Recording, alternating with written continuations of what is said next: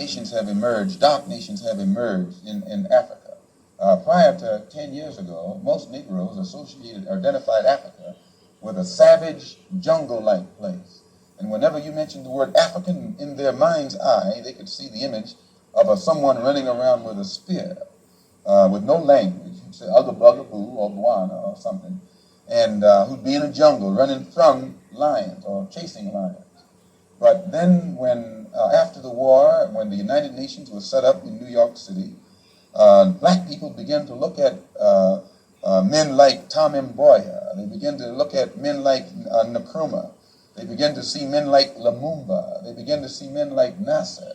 They began to see these Belowa and Azekwe who could exchange intellectually with whites on an international level in a political forum and hold their own. This made the black people in this country realize that what the Honorable Elijah Muhammad had been teaching all the time actually had substance.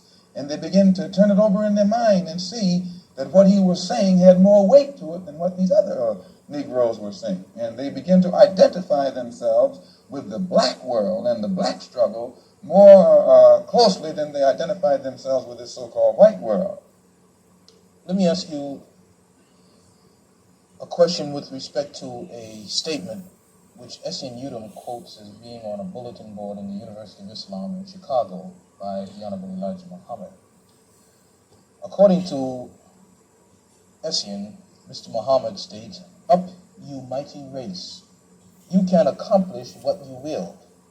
Build your future on these foundations: freedom, justice, and equality."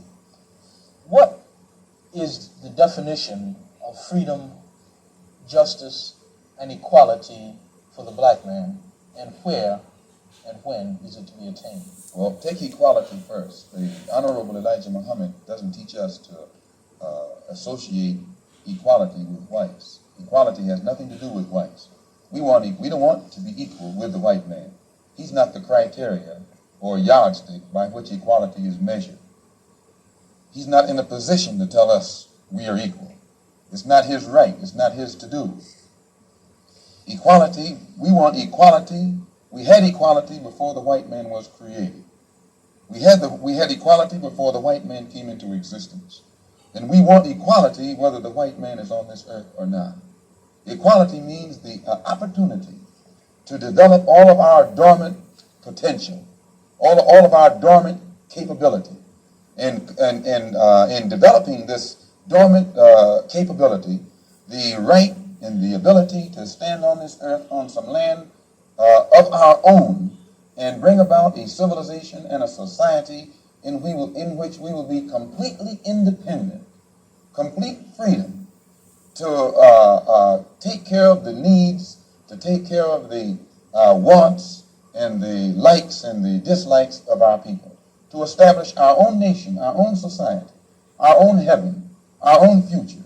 This is what we mean by freedom, by equality. And justice means as you sow, so shall you reap. If you do wrong, you'll get wrong in return. And if you do right, you'll get right in return.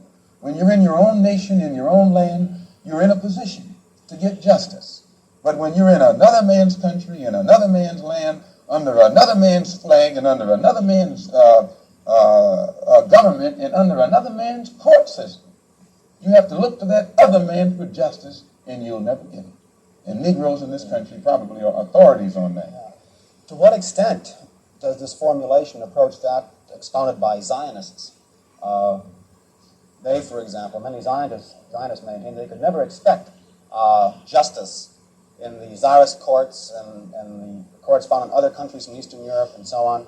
And they decided that it would be wise to establish a separate state in Israel.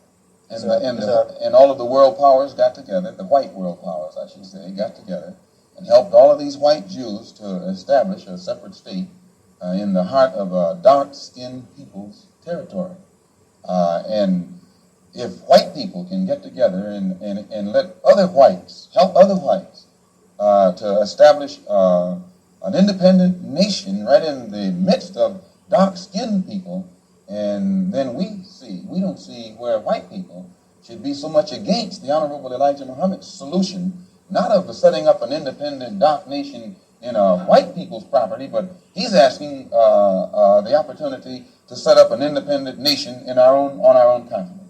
Let us leave America and go back home among our own people on our own land and set up our own independent society. But all he says is that this government, which made us slaves, should supply the transportation for us to get back home and give us all of the machinery and the tools necessary for us to till the soil and establish our own agricultural system to feed and clothe our people, our own economy, and in some way become an independent people among our own people on our own continent. This is intelligent.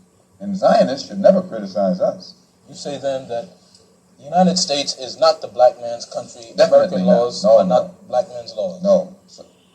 American laws are not the black man's laws. Well, the laws here in America were made by white people for the benefit of white people. The Constitution was written by whites for the benefit of whites. It was never written for the benefit of blacks. And when you read the Constitution, I think in Article 1, Section 2, or Section 1, Article 1, some one of the two, and it's in the Constitution, it says that it classifies black people as 3/5 of a man. 3/5 of a man, subhuman, less than a human being. It relegates us to the level of cattle, hogs, chickens, cows, a commodity that could be bought and sold